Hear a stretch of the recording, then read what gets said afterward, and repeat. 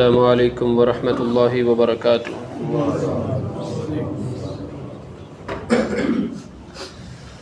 إن الحمد لله نحمده ونستعينه ونستغفره ونعوذ بالله من شرور أنفسنا ومن سيئات أعمالنا من يهده الله فلا مضل له ومن يضلله فلا هادي له وأشهد أن لا إله إلا الله وحده لا شريك له ونشهد أن محمدًا عبده ورسوله. يا أيها الذين آمنوا اتقوا الله حق تقاته ولا تموتن إلا وأنتم مسلمون. يا أيها الناس اتقوا ربكم الذي خلقكم من نفس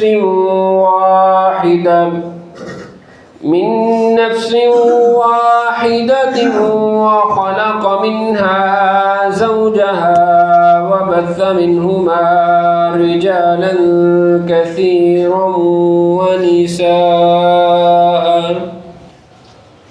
واتقوا الله الذي تساءلون به والأرحام إن الله كان عليكم رقيبا. يا أيها الذين آمنوا اتقوا الله وقولوا قولا سديدا يصلح لكم أعمالكم ويغفر لكم ذنوبكم ومن يطع الله ورسوله فقد فاز فوزا عظيما. أما بعد فإن أصدق الحديث كتاب الله وأحسن الهدي هدي محمد صلى الله عليه وسلم وشر الأمور محدثاتها وكل محدثة بدعة وكل بدعة ضلالة وكل ضلالة في النار. رب اشرح لي صدري ويسر لي أمري واحلل عقدة من لساني يفقه قولي. اللهم انفعنا بما علمتنا وعلمنا ما ينفعنا وزدنا علما. رب أوزعني أن أشكر نعمتك التي أنعمت علي وعلى والدي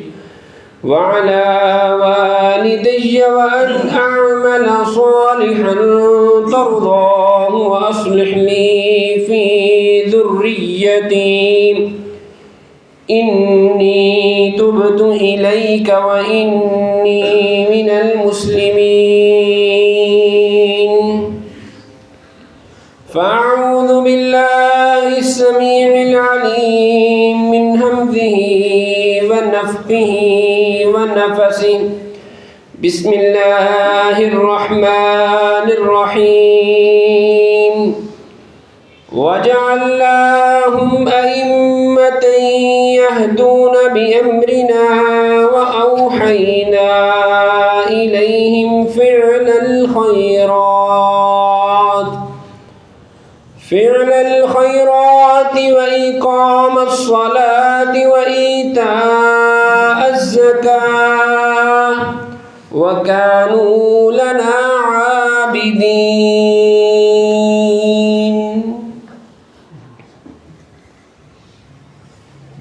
اور ہم نے ان کو پیشوا بنا کر بھیجا ہے، ان کی طرف وحی کی ہے نیکی کے کام کرنے کی، نماز قائم کرنے کی، زکوٰۃ ادا کرنے کی. وَكَانُوا لَنَا عَابِدِينَ، اور یہ اللہ کی عبادت کرنے والے نیک لوگ ہیں. ہر قسم کی حمد و ثنا، حاجات، تمنائیں اللہ وحدہ لا شریک لہ کے لیے ہیں، جو ایک اکیلا اس پوری کائنات کا خالق ہے، مالک ہے، رازق ہے، داتا ہے، دستگیر ہے. وہ وحدہ لا شریک ہے، اس جیسا نہ کوئی تھا، نہ کوئی ہے، نہ کبھی ہو سکتا ہے. انگنت لا تعداد، بے شمار، بے حد و حساب درود و سلام ہوں امام الانبیاء، سید الانبیاء، نبی آخر الزمان، سرور کونین، احمد مجتبی محمد مصطفیٰ صلی اللہ علیہ وآلہ وبارک وسلم کی ذات اقدس مطہرہ پر، کہ جن کی شب و روز کی محنتوں، کوششوں، کاوشوں کے بعد آج میں اور آپ دین اسلام کی چھتری تلے بیٹھے ہیں. معزز احباب گرامی قدر، ہر گزرتے دن کے ساتھ انسان کچھ ایسے شکوے کر رہا ہے،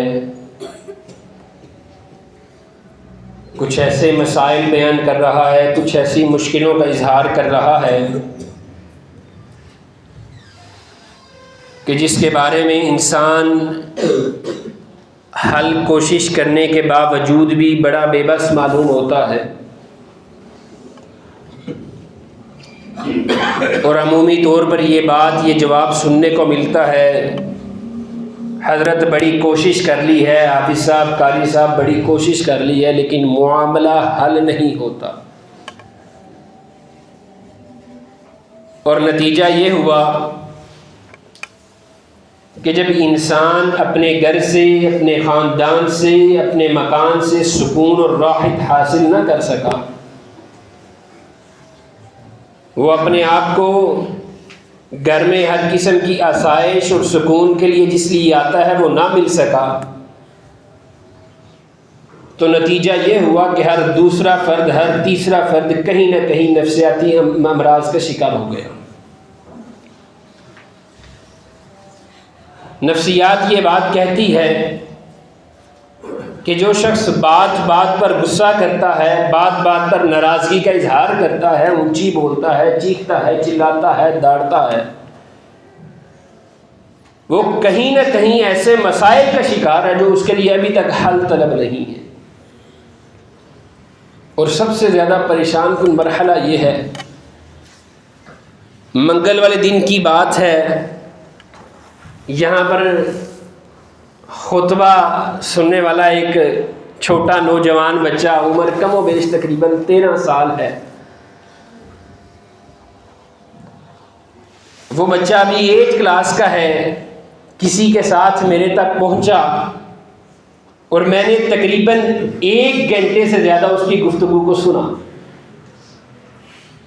1 گھنٹے سے زیادہ اس 13 سال کے بچے نے اپنی باتیں کی، اور ان باتوں کا لب لباب یہ ہے کہ وہ اس بات کا اظہار کر رہا ہے کہ میرے لیے میرے گھر کا ماحول ایسا نہیں ہے کہ جس میں مجھے سکون اور راحت مل سکے. جو 20 22 25 30 40 50 سال کا فرد ہے، چلے اس کے پاس دنیا ہے، وہ آگے پیچھے کے معاملات کر لیتا ہے، لیکن جب بات یہاں تلک آ جائے کہ ہمارے جو بچے ہیں ان کو ہمارے گھروں میں وہ ماحول نہ ملے کہ جس ماحول میں ان کی تربیت کرنی ہے، تو یاد رکھیے یہ اس کائنات کے اندر ہر باپ کے لیے اور ہر ماں کے لیے لمحہ فکریہ ہے. اس کی بنیاد یہاں سے شروع ہوئی کہ میں بحیثیت باپ جیسا بھی ہوں مجھے اس کی پرواہ نہیں. ایک عورت بحیثیت ماں جیسی بھی ہے اس کو اس کی پرواہ نہیں، لیکن اگر اس کی ڈیمانڈ سنی جائے تو وہ یہ بات چاہتی اور چاہتا ہے کہ میرا بیٹا فرشتہ بن کے رہے. باپ چاہے خود مسجد میں نہیں آتا، لیکن داڑنے کے انداز سے، گالم گلوچ کے انداز سے، ماں مارنے پیٹنے کے انداز سے ان کو مسجد کی طرف بھیجتے ہیں، چاہے ماں خود نماز نہ پڑھتی ہو. خود بچوں کو دین کی تعلیم اور تربیت دینے کے لیے پورا زور لگا چھوڑتے ہیں، لیکن خود اگر اپنے اعمال پر نگاہ دوڑائی جائے تو انسان خود ہی شرمندہ ہو جاتا ہے. تفسیر اعلام النبلاء میں لکھا ہوا ہے کہ جب روز محشر شیطان سے کہا جائے گا اس کے حساب و کتاب یا اس کی سزا کا معاملہ جب شروع ہوگا تو وہ قیامت کے نزدیک ترین پرفتن دور کے اوپر فخر کیا کرے گا. وہ اس لیے کہ ہر گزرتا روز جو قیامت کے نزدیک ہے اس کے روز شیطان کی محنت کم ہو جاتی ہے، لوگ اس سے زیادہ شیطان کے ہم نوا بن جاتے ہیں. ہم آج کے خطبہ جمعہ سے اس بات کی کوشش کریں گے کہ ہم اپنے گھر کو، اپنے خاندان کو، اپنے ماحول کو، اپنے گھر بار کو کس طرح بہترین اور پرسکون بنا سکتے ہیں. اور یاد رکھیے گا احباب گرامی قدر، نبی کریم صلی اللہ علیہ وآلہ وسلم نے جب دین کی تبلیغ کا اعلان کیا، اللہ واحد کا جب فرمان جاری کیا، تو اس کے بعد تفاسیر میں جو دین اسلام میں شامل ہونے والے لوگ ہیں ان کی اولادوں میں سے کوئی ایک بھی فرد ایسا نہیں ملتا کہ جس نے نبی کریم کے اوپر ایمان نہ لایا. نبی کریم نے یہ اعلان نہیں تھا فرمایا اللہ واحد، جو 10 12 13 14 15 سال کے لوگ ہیں وہ میرے پاس آ جائیں، جو بڑے ہیں وہ پیچھے ہو جائیں. دین سکھانے کے لیے، معاملات سلجھانے کے لیے کسی بھی مقام پر آپ نے ایسا نہیں کیا کہ بچوں کو آگے لائے، بچوں کو سمجھایا، بچوں کو بٹھایا اور بڑوں کو چھوڑ دیا. اگر نبی کریم صلی اللہ علیہ وآلہ وسلم کی تعلیم و تربیت کا انداز دیکھیں تو آپ نے بچوں کو پیار اور محبت دیا ہے، بڑوں کی تربیت کی ہے، نسلیں خود ہی ٹھیک ہو گئی ہیں. سیدنا علی المرتضی رضی اللہ تعالی عنہ، حسنین کریمین رضی اللہ تعالی عنہ، بے شمار صحابی ہیں. سیدنا عبداللہ ابن مسعود، انس بن مالک 10 سال کی عمر میں نبی کریم صلی اللہ علیہ وآلہ وسلم کے بارے میں گواہی دیا کرتے تھے کہ ہماری طرف جب بھی دیکھا ہے مسکراتے ہوئے دیکھا ہے، ہمیں آپ کی طرف سے آسائش کے علاوہ کچھ بھی نہیں ملا. سب سے پہلا پہلو اس بات کے اوپر غور طلب ہے، بڑوں سے بڑی دفعہ یہ بات سنی ہے کہ کوشش کی ہے لیکن معاملہ حل طلب نہیں ہوا. ہم لوگ جب خاندان آپس میں ملاتے ہیں، اپنے بیٹے یا بیٹی کا رشتہ اور نکاح کرتے ہیں، تو نبی کریم صلی اللہ علیہ وآلہ وسلم کا یہ فرمان تو بڑی دفعہ سنا ہے. آپ نے فرمایا 4 خوبیاں ہوتی ہیں، لجمالہا، لحسبہا، لنسبہا، لدینہا. مال و زر ہے، حسب نسب ہے، خوبصورتی ہے، دین ہے. آپ نے کہا اس رشتے کا انتخاب کرو کہ جس میں دین زیادہ ہو. یہ بات تو حقیقت ہے، بڑی دفعہ سنی ہے، لیکن مسند احمد میں نبی کریم صلی اللہ علیہ وآلہ وسلم کا ایک فرمان ہے. نبی کریم صلی اللہ علیہ وآلہ وسلم نے ارشاد فرمایا، سیدنا ابو سعید خدری رضی اللہ تعالی عنہ اس حدیث کے راوی ہیں، وہ یہ بات کہتے ہیں کہ نبی کریم صلی اللہ علیہ وآلہ وسلم نے فرمایا، جس شخص نے رشتہ کرتے ہوئے یا نکاح کرتے ہوئے دو خاندانوں کو آپس میں جوڑتے ہوئے دین کو بنیاد نہ بنایا، مال و زر کو بنیاد بنایا، لحسبها لنسبها لجمالها، دین کو چھوڑ کر مال و زر کو بنیاد بنایا، دین کو چھوڑ کر کاروبار کو بنیاد بنایا، دین کو چھوڑ کر خوبصورتی کو معیار بنایا۔ لشر فتنۃ القیامہ، یہ شخص قیامت تک فتنوں اور شر کے اندر مبتلا ہو جاتا ہے، قیامت تک۔ ایک دو دن کی بات نہیں کی، ایک دو 4-5 سال کی بات نہیں کی، ایک دو نسل تک کی بات نہیں کی۔ نبی کریم صلی اللہ علیہ وآلہ وسلم کا ارشاد گرامی ہے، جس نے رشتہ جوڑنے میں، نکاح کرنے میں دین کے علاوہ کسی چیز کو فوقیت دی، وہ قیامت تک ہر قسم کے شر اور فتنے میں مبتلا ہو جاتا ہے۔ آج کے دور میں، مادی دور میں سب سے بڑا بنیادی فرق اس بات کا ہے۔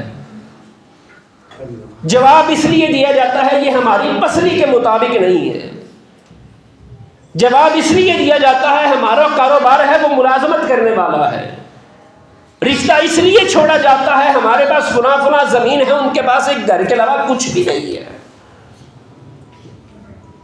یاد رکھیے، میں نے، آپ نے، ہم سب نے اس معاشرے میں دیکھا ہے، 100 میں سے 1 2 3 4 5 10 آپ کو نکاح ملیں گے جنہوں نے بنیاد دین اسلام کو رکھی ہو، لیکن جہاں بنیاد خوبصورتی، معاشرے میں 2 بنیادیں سب سے زیادہ کام کر رہی ہیں، سب سے پہلی خوبصورتی، دوسری مال و زر۔ اور ان 2 بنیادوں کے اوپر جب معاشرہ آیا ہے تب مسائل ہوئے ہیں کہ 1 مہینے کے بعد لڑکی یا لڑکے کا والد بیٹھ کر اپنے دکھ سنا رہا ہوتا ہے۔ کسی جگہ لڑکی کا والد دکھ سنا رہا ہے، کسی جگہ لڑکے کا والد دکھ سنا رہا ہے، اس لیے کہ ہم نے دین کو پیچھے کر کر مال کو اور خوبصورتی کو اپنا لیا۔ اب مسائل بڑے کہاں سے؟ انسان نکاح کرتا ہے، شادی کرتا ہے، گھر کا ماحول اچھا ہو، بہترین ہو، ہمیں خوشیاں ملے، راحتیں ملیں، عافیتیں ملیں، لیکن ہوتا کیا ہے، اگر کسی جگہ شادی دیر سے کی ہے تو وہاں بھی کئی بے شمار مسائل موجود ہیں۔ کتنے گھرانوں کو جانتا ہوں 30 سال سے زیادہ گھروں کی بیٹیاں ہو گئی ہیں لیکن ابھی تک بیاہ ہی نہیں گئی ہیں۔ یاد رکھیے گا، بیٹا آپ کو بول دیتا ہے میرا نکاح کرے، بیٹا اظہار کر دیتا ہے کہ میری شادی کرے، لیکن نبی کریم صلی اللہ علیہ وآلہ وسلم نے فرمایا خاتون کو اللہ نے عفت، پاک دامنی اور حیا دی ہوتی ہے، وہ منہ سے اقرار نہیں کرواتی۔ بیٹے کی شادی کے لیے جدوجہد ہے، تگدو ہے، لیکن اگر کہیں پر کوئی خاتون کوئی پڑھ گئی ہے، ماسٹرز کر گئی ہے، کوئی ڈگری کر گئی ہے، کسی جگہ جاب شروع کر دی ہے، گھر کے ذریعے معاش کے اندر کوئی 20 25 30 50 ہزار روپیہ لا رہی ہے، تو وہ کھانے والے سارے مرد اس کی تنخواہ کھاتے ہیں اور شادی کی فکر ہی نہیں۔ کتنی مثالیں موجود ہیں کہ بیٹے کی شادی کر کر لائے ہیں، بہو کی عمر 26 سال ہے اور ابھی گھر کے اندر ایک نند موجود ہے جس کی عمر 33 سال ہے۔ وہ کوشش اور وہ تگدو ہی نہیں رہی جس نے میرے اور آپ کے معاشرے کو بہترین کیا۔ دیر سے بہت زیادہ دیر سے اللہ کے احکامات کو ماننے سے انسان سب سے زیادہ نفسیاتی مریض بنتا ہے۔ پھر ہم نے اللہ کے ان احکامات کو سب سے پہلے تو 2 چیزوں کو دین کو پیچھے کر دیا، مال اور خوبصورتی کو آگے لائے، شر اور فتنے کی طرف تو پہلے گئے، پھر رہی صحیح کسر ہم اپنے پروگراموں کے اوپر نکال دیتے ہیں۔ اللہ ماشاءاللہ جتنا مرضی گھرانہ ہو، دین سے جتنا مرضی تعلق ہو، امام ہو، خطیب ہے، جو بھی ہے، موقع جب ملا ہے اللہ کریم معاف فرمائے احکامات الہیہ کو اپنے پاؤں کے نیچے روندتے ہوئے گزرا ہے، بے پرواہ ہو کر گزرا ہے۔ اور کوئی بھی والدین ذہن میں رکھیے گا میری یہ بات، کوئی بھی والد، کوئی بھی والدہ اللہ کی بارگاہ میں یہ بات کہہ کر سرخرو نہیں ہو سکے گی کہ میں اپنی اولاد کے آگے مجبور تھا یا مجبور تھی۔ عجیب بات ہے، دین کے معاملے میں ہم آپ اولاد کے سامنے مجبور ہو جاتے ہیں. دنیا کا معاملہ ہے تو بچے کو سمجھا بجھا بھی لیتے ہیں. گاڑی کی ڈیمانڈ کرے تو سمجھا بجھا لیتے ہیں، بڑی مانگے چھوٹی دے کر سمجھا لیتے ہیں، پیسے مانگے زیادہ مانگے کم دے کر سمجھا لیتے ہیں، باہر جانے کی ڈیمانڈ کرے تب سمجھا لیتے ہیں، عیاشی کے لیے پیسہ مانگے تب سمجھا کر کم دے دیتے ہیں. لیکن جب دین کی باری آتی ہے بڑے ہی بے ادب ہو کر یہ بات کہہ دی جاتی ہے، حضرت بچہ نہیں مانتا ہم کچھ کر نہیں سکتے. والدہ تہجد گزار ہے، پیغام پہنچا میری والدہ 1 مہینے میں 3 دفعہ سے زیادہ قرآن مجید تہجد میں ختم کرتی ہیں، حافظ قرآن ہے. ان کی بیٹی کے نکاح پر جانے کا اتفاق ہوا کہ اللہ کی پناہ ہے. وہ واقعہ یاد کریے، بنی اسرائیل کے اندر اللہ نے فرشتوں کو حکم دیا فلاں بستی کی طرف جاؤ، اس بستی کو زمین سے اکھاڑو، آسمان کی بلندیوں پر لے جاؤ، اس کو الٹا کر کر زمین کے اندر درس دو. فرشتے جاتے ہیں بستی میں، وزٹ کرتے ہیں، دیکھتے ہیں، وہ کہتے ہیں ایک تو بابا جی اندر بزرگ بیٹھے ہیں، بڑے عجیب ماجی پرہیزی جناب، عبادت کر رہے ہیں، تقوی اختیار کیا، حجرے کے اندر ہیں. اللہ کے پاس واپس جاتے ہیں، کہتے ہیں اللہ جی ہم تیرے حکم کے مطابق گئے، ہمیں وہاں ایک بندہ ایسا نظر آیا ہے بابا سا ہے، تیری عبادتیں کرتا ہے، تیرا نام لیتا ہے، اور اس کے پاس کوئی بات ہی نہیں ہے دوسری. تو پھر بھی ہمیں یہ حکم ہے کہ ہم اس بستی کو ایسے پلٹ دیں، اس کو باہر نکلوا دیں. اللہ حکم الحاکمین نے اپنے فرشتوں کو مخاطب کرتے ہوئے کہا جب بستی کو پلٹنے لگو گے نا، وہ جو متقی پرہیزگار بڑا امام خطیب یا دیندار بنا پھرتا ہے، محدث بنا پھرتا ہے، اس کو سب سے نیچے رکھنا اور اس بستی کو اس کے اوپر رکھنا. کیوں؟ بحثیت بات میرے اعمال اگر میری اولاد میں نہیں آئے تو میری ناکامی ہے. ماں باپ تہجد گزار ہے، 5 وقت کے نمازی ہیں، اولاد بے نمازی ہے. اللہ نے نبی کریم صلی اللہ علیہ وسلم نے فرمایا، یہ میں نے آپ کے سامنے سنا، انبیاء کے اندر انبیاء کی ایک آیت مبارکہ پڑھی ہے، وَجَعَلْنَاهُمْ أَئِمَّةً يَهْدُونَ بِأَمْرِنَا. اللہ نے پیشوا بنا کر بھیجا. کس کا؟ اپنے اہل و عیال کا. حکم کس چیز کا دیتے ہیں؟ اقام الصلاۃ و ایتاء الزکاۃ، نماز پڑھنے کا، زکوٰۃ ادا کرنے کا. وَكَانُوا لَنَا عَابِدِينَ، وہ خود بھی نیکوکار ہے. والدین کو اللہ نے پہلے خود بھی نیکوکار کہا ہے، پھر اس کے بعد کہا ہے یہ حکم دیتے ہیں، پیشوا بنا کر بھیجا ہے. لیکن نتیجہ کیا ہے؟ بڑا تلخ پہلو ہے. جب آپ کا 10 12 13 14 15 سال کا بچہ اپنی آنکھوں کے سامنے دیکھتا ہے کہ باپ بڑا بد زبان ہو کر ماں کے ساتھ بد کلامی کرتا ہے، یا عورت ہر قسم کے ادب کے آداب کے پہلو کو بھولے ہوئے اپنے خامند کے ساتھ بد زبانی کرتی، اور یہ گھر گھر کی کہانی ہے کہ برداشت ہی نہیں رہی ہے. امام ابن کثیر رحمہ اللہ سے کسی نے پوچھا برداشت نہیں ہے، مجھے کوئی نیکی کا کام بتائیں. کہتے ہیں غصہ بڑا کر جاتا ہوں، مجھے کچھ بتائیں میں کیا کروں.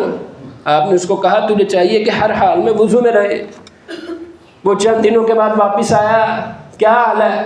کہتا اب تو وضو کو میں جیسے ہی وضو شروع کیا ہے میں نمازیں بھی شروع کر گیا ہوں. انسان اگر اس طرح کی نفسانی ذہنی کیفیت کا شکار ہوتا ہے تو تب بھی ہوتا ہے جب اللہ سے دور ہو جاتا ہے. جو خاتون خانہ 5 وقت کی نماز پڑھتی ہوگی، باوضو رہتی ہوگی، وہ کبھی خامن سے بات زبانی نہیں کرے گی. جو باپ جو خامن 5 وقت کا نمازی ہو، نمازیں پڑھتا ہو، قرآن پڑھتا ہو، کبھی بھی اپنی بیوی کے ساتھ بد زبانی بد کلامی یا برے انداز سے گفتگو نہیں کرے گا. ہم نے اپنی انا کی آڑ میں، اپنے غصے کی آڑ میں، عدم برداشت کی وجہ سے نقصان یہ اٹھایا ہے کہ ہمارے بچے چھوٹی عمر میں بھی والدین سے باغی ہیں. یہ ان والدین کی ناکامی ہے کہ جن کا بچہ میرے پاس آ کر اپنے دل کی باتیں بتا رہا ہے لیکن آپ کے ساتھ کرنے سے عاجز ہے. وہ کس منہ سے اپنے باپ سے کہے ابو جی غصہ نہ کریں؟ کس منہ سے وہ 13 سال کا بیٹا اپنی ماں سے کہے ماں جی چپ کر جائیں؟ کہہ سکتا ہے؟ نہیں کہہ سکتا ہے. یہ ہم نے آپ نے اپنے گھر کا ماحول بنایا ہے جس ماحول نے ہماری آپ کی اولادوں کے اوپر گہرا اثر چھوڑا ہے، گہرا اثر چھوڑا ہے. اس لیے احباب گرامی کے اندر سب سے پہلا جو ہمارے اس امن کی بے سکونی کا جو سبب ہے سب سے پہلا وہ یہ ہے کہ ہم نے رشتوں کے بندھن باندھنے میں دین اسلام کو فوقیت دینا چھوڑ دی. ہم مال و زر کے پیچھے گئے، خوبصورتی کے پیچھے گئے. مسند احمد کی روایت کے مطابق نبی کریم صلی اللہ علیہ وآلہ وسلم کے احکام کی روشنی میں ہم لوگ فتنوں اور شر کے اندر مبتلا ہو گئے. دوسرا سبب، ہم نے اپنے اس بات کی کوشش کرنی چھوڑ دی ہے کہ میرے آپ کے گھر میں فرشتے آیا کریں. ہم نے آپ نے اس بات کی کوشش کرنی ہی چھوڑ دی ہے کہ میرے آپ کے گھر میں فرشتے آیا کریں. اور صحابہ کرام رضوان اللہ علیہ اجمعین، کسی نے پوچھا سارا دن نبی کریم صلی اللہ علیہ وسلم کے پاس رہتے ہو، گھر کے بارے میں کوئی فکر نہیں؟ تو حضرت ابوبکر صدیق نے کیا جواب دیا تھا؟ گھر میں چھوڑ کر آیا ہوں. کیا چھوڑ کر آیا ہوں؟ اللہ اور اس کے رسول کی محبت چھوڑ کر آیا ہوں. ہم یہ جدید ملٹی میڈیا کے دور پر کے نام پر اکٹھے ہوئے، رات کو کام سے واپس آئے، ہمارے ٹی وی لانچ کے اندر، ہمارے بیڈ روم کے اندر بڑی LCD لگی ہوئی ہے، سارے خاندان ٹبر والے بیٹھ کر اکٹھے ڈرامہ دیکھتے ہیں. اور یہ بد نصیبی ہے کہ آج کے دور میں ڈراموں کا نیا نام رکھ دیا، کوئی سلطنت عثمانیہ کا، کوئی فلانی سلطنت کا، کوئی فلانی سلطنت کا. جس مرضی دینی نام کا ڈرامہ ہو، نبی کریم صلی اللہ علیہ وسلم کے دین میں اس کی گنجائش ہی نہیں.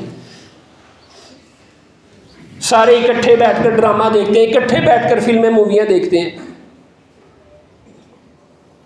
اور اگر کوئی اکٹھے نہیں نہ دیکھتے تو ہر بچے کے ہاتھ میں موبائل ہے، رات کو 12 1 2 بجے تک سوتا ہے، کمبل میں ہے، رضائی میں ہے، الگ کمرہ ہے، پرائیویسی کے نام پر الگ کر دیا ہے. کیسا الگ کر دیا ہے کہ اس کی خلوتیں ناپاک ہو گئی ہیں.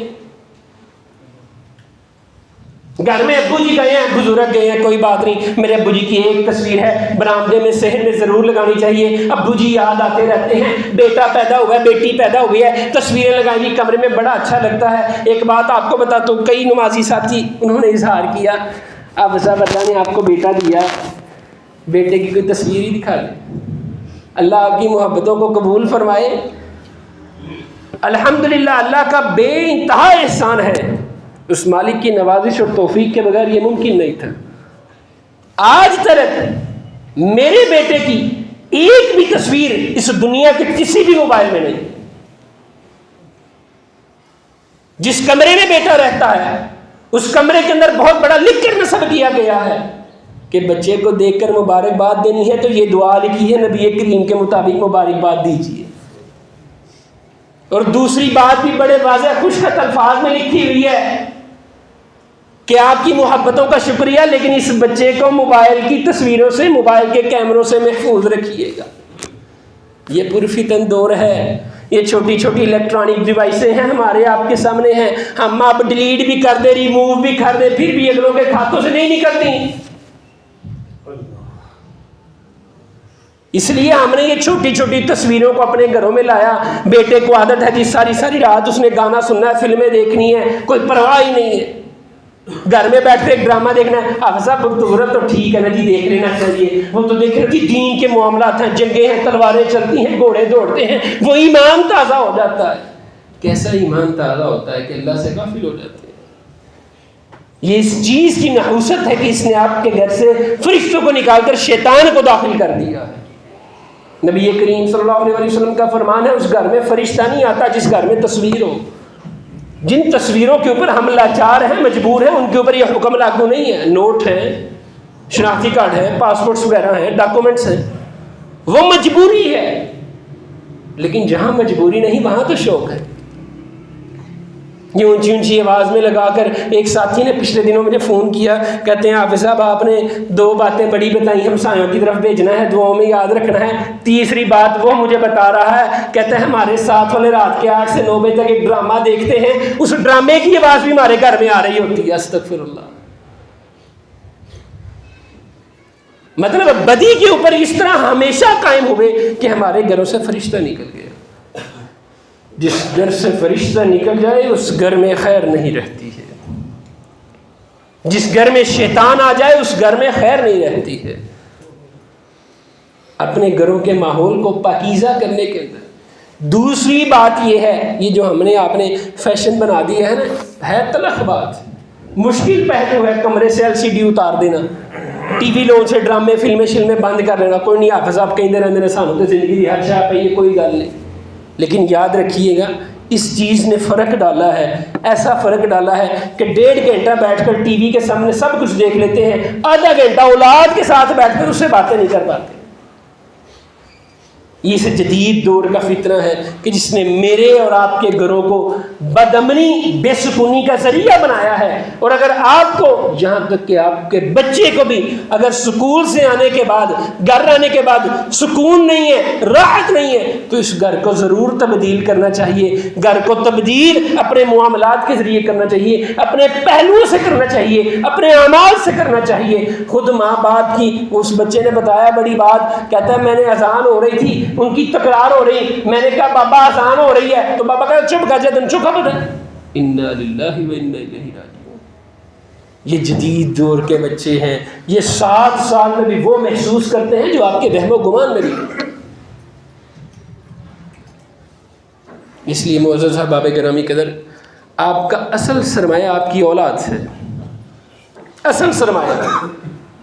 اس اولاد کو دین اسلام دیجئے، جب تک یہ دین اسلام کی لپیٹ میں ہے بہترین ہے، جب تک یہ دین اسلام کے سرمایے میں ہے بہترین ہے، جب تک یہ اسلام کی چھتری تلے ہیں خوبصورت ہیں.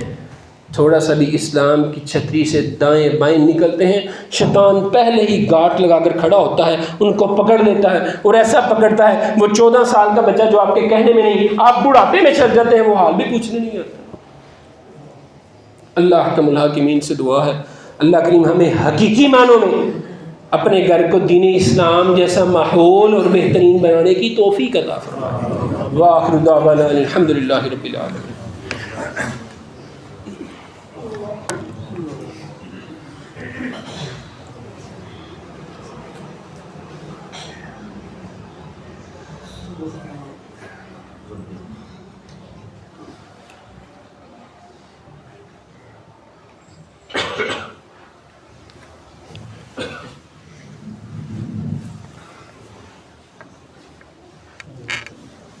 إن الحمد لله نحمده ونستعينه ونستغفره ونؤمن به ونتوكل عليه ونعوذ بالله من شرور أنفسنا ومن سيئات أعمالنا من يهده الله فلا مضل له ومن يضلل فلا هادي له وأشهد أن لا إله إلا الله وحده لا شريك له ونشهد أن محمدا عبده ورسوله. اللهم صل على محمد وعلى آل محمد كما صليت على إبراهيم وعلى آل إبراهيم إنك حميد مجيد. اللهم بارك على محمد وعلى آل محمد كما باركت على إبراهيم وعلى آل إبراهيم إنك حميد مجيد. صحیح البخاری کی حدیث کے مطابق نبی کریم صلی اللہ علیہ وآلہ وسلم نے اگر بچے کو ڈانٹنے، ڈبٹنے یا سختی کرنے کا حکم دیا ہے تو وہ تقریباً 7 سال کے بعد ہے. لیکن بڑی ہی مختصر سی کہ ذرا تھوڑا سا ہارڈلی لہجے میں غصے سے کہہ دینا، اس سے زیادہ نہیں. اگر کسی جگہ پنش کا حکم دیا ہے تو وہ 10 سال کے بعد دیا، اس سے پہلے نہیں ہے. میری ان ماؤں کے آگے گزارش ہے تو 2 سال کے بچے کو بھی مار کے کھاتی پلاتی ہیں، 4 سال کا بیٹا بھی بات نہ مانے تو باپ اس کو بھی جھڑک دیتا ہے. یہ ان بچوں کا حق نہیں ہے. بچے اللہ نے اس کائنات کے اندر صرف محبت کے لیے رکھے ہوئے ہیں. نبی کریم صلی اللہ علیہ وآلہ وسلم ایسے ہی ممبر کے اوپر کھڑے ہو کر خطبہ جمعہ ارشاد فرما رہے ہیں، اپنا نواسا آتا ہے، مسجد کے دروازے سے داخل ہوتے ہیں، ان کا جو تہ بند ہے وہ ذرا لمبا ہے، بچے ابھی چھوٹے، تیزی سے بھاگتے ہوئے آتے ہیں، تھوڑا سا پاؤں اٹکتا ہے، نبی کریم خطبہ چھوڑ کر ممبر سے اتر کر جا کر اس کو پکڑ لیتے ہیں. نبی کریم کو کسی صاحب یہ نہیں کہا اللہ کے رسول آپ نے خطبہ چھوڑ کر بچہ پکڑ لیا، آپ نے اٹھاتے سر کہا. پھر کئی مقامات پر نبی کریم نے اس خطبہ جمعہ میں یہ آیا مبارکہ پڑھی، انما اموالکم واولادکم فتنہ، اللہ نے مال اور اولاد کو فطر رکھا ہے، اچھے طریقے سے نبھاؤ۔ بچوں کا حق صرف اور صرف جو ہے محبت ہے، اور ان کو اچھے طریقے سے محبت دیجیے۔ اگر خدا نخواستہ میاں بیوی میں کسی معاملے میں کوئی چپکلش ہو جائے، ہو جاتی ہے، میں نہیں کہتا نہیں ہوتی، ہو جاتی ہے، ناراضگی ہو جائے تو وہ آپ دو افراد کی ہوتی ہے، اس کا آپ کے بچوں کے اوپر کوئی اثر نہیں پڑنا چاہیے۔ اگر آپ کے غصے کا، آپ کی ناراضگی کا اثر آپ کے بچوں پر پڑ رہا ہے تو یقیناً آپ دونوں غلط ہیں، آپ دونوں کو اصلاح کرنی چاہیے۔ اللہ آپ کے گھروں کو بڑا ہی محبت اور امن والا رکھے۔ چھوٹی چھوٹی چیزوں کی بے تحاشا احتیاط کی ضرورت ہوتی ہے، ان کو معمولی نہ جانیے گا، احتیاط کیجیے گا۔ اللہ آپ کے لیے آسانیاں فرمائے۔ آپ تمام احباب بے شمار قابل عزت ہیں، اللہ آپ کے عزتوں سے نوازے۔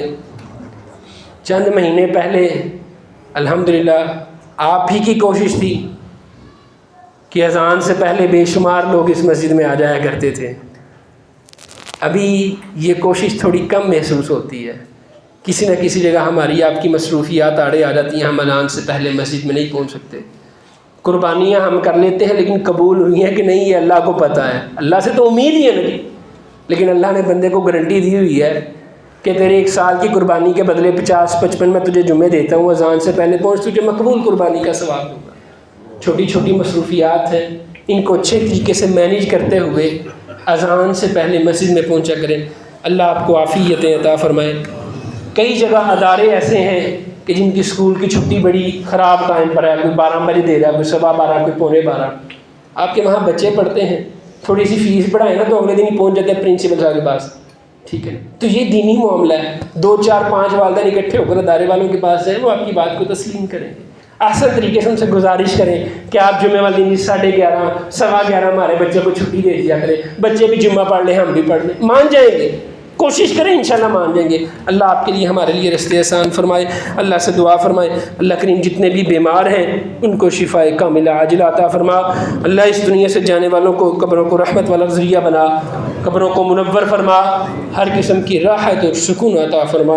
اللہ بڑے گناہ گار ہیں، خطا کار ہیں، بے انتہا گناہ کیے ہیں، اللہ تو جانتا ہے، اللہ تمام گناہوں کو معاف فرما، ہر قسم کی غلطیوں کوتاہیوں سے درگزر فرما۔ لوگ بے شمار آس لیے اللہ بیٹھے ہیں، کوشش بھی کر رہے ہیں حج پر جانے کے لیے، اللہ جن کے پاس وسائل ہیں ان کے وسائل میں برکتیں عطا فرما۔ اللہ جن کے پاس وسائل نہیں ہیں، خواہشیں ہیں، اللہ آپ بہترین خواہشوں کو جاننے والے ہیں، اللہ یہ ان کی خواہشیں پائے تکمیل تک پہنچا۔ اللہ جو لوگ جانا چاہتے ہیں آسانیاں فرما، جو لوگ پریشان ہیں ان کی پریشانیوں کو دور فرما۔ اللہ نیک صالح اولاد عطا فرما، اللہ ہر قسم کے فتنوں سے محفوظ فرما، اللہ میاں بیوی کے رشتوں